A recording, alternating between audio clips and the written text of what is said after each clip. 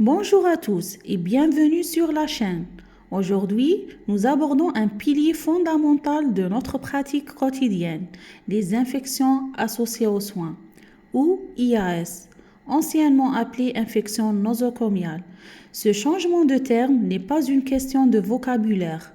Il reflète une réalité plus large de la prise en charge globale du patient. En tant qu'aide-soignant, vous êtes en première ligne. Votre proximité avec le patient fait de vous les garants de sa sécurité microbiologique. Qu'est-ce qu'une IAS exactement? C'est une infection qui survient au cours et au décours d'une prise en charge, qu'elle soit diagnostique, thérapeutique ou même préventive, alors qu'elle n'était ni présente ni en incubation au début des soins. Notez bien qu'une infection peut se déclarer après la sortie de l'établissement si elle est liée aux soins reçus, comme une infection de site opératoire dans les 30 jours suivant l'intervention. Elle reste classée comme une IAS. Pour combattre l'ennemi, il faut le connaître. Les agents responsables sont variés: bactéries, virus, champignons ou parasites. Les BMR sont des bactéries multirésistantes et ce sont nos plus grands défis, comme le staphylocoque doré résistant à la méticilline ou les entérobactéries. Autres agents courants comme le Clostridium difficile, responsable des diarrhées sévères, et comme le Candida albicans ou encore les norovirus. Où se cache-t-il? C'est-à-dire les réservoirs. Le patient lui-même, c'est la flore endogène, ou bien le personnel par le portage manuporté, c'est-à-dire les mains. L'environnement, c'est bien l'eau, l'air, les surfaces et les dispositifs médicaux. Comment circule-t-il?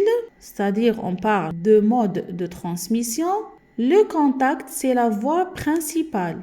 Il peut être direct, main à main, ou indirect via du matériel souillé.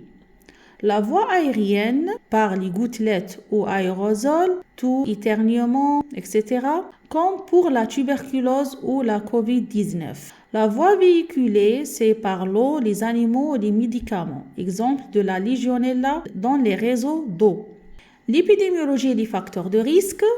Les IAS sont la complication la plus fréquente des soins.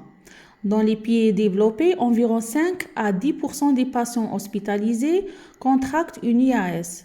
Ce chiffre grimpe encore plus haut dans les services de soins intensifs. Quelles sont les infections les plus fréquentes? On a les infections urinaires, très souvent liées au sondage urinaire. On a aussi les infections du site opératoire, les infections liées à la ventilation assistée des pneumonies. Et les infections liées aux cathéters sont des infections du sang ou bien les septicémies. Pourquoi certains patients sont-ils plus à risque? Il y a des facteurs liés aux patients, comme l'âge extrême, très jeune ou bien très âgé, l'immunosuppression, la malnutrition, la durée du séjour.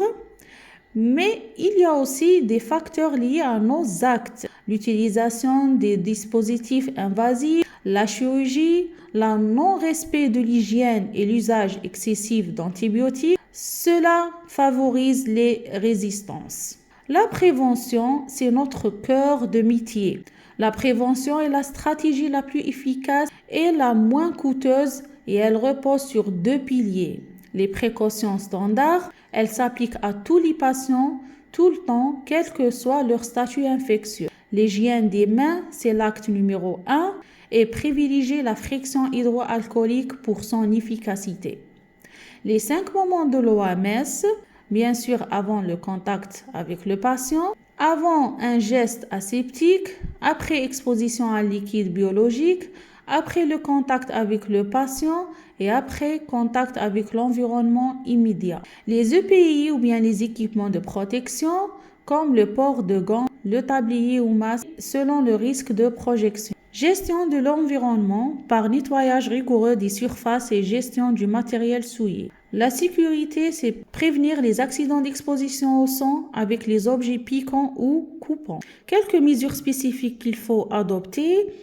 Par exemple, un paquet de soins. Pour intervenir, il faut faire une douche pré-opératoire et respect strict de l'asepsie. Pour les cathéters, une pose stérile et retrait dès que possible. Pour la ventilation, par exemple, surélever le buste du patient et assurer une hygiène buccale parfaite. Votre rôle est clé ici. Lutter contre les infections associées aux soins est un impératif éthique mais aussi économique.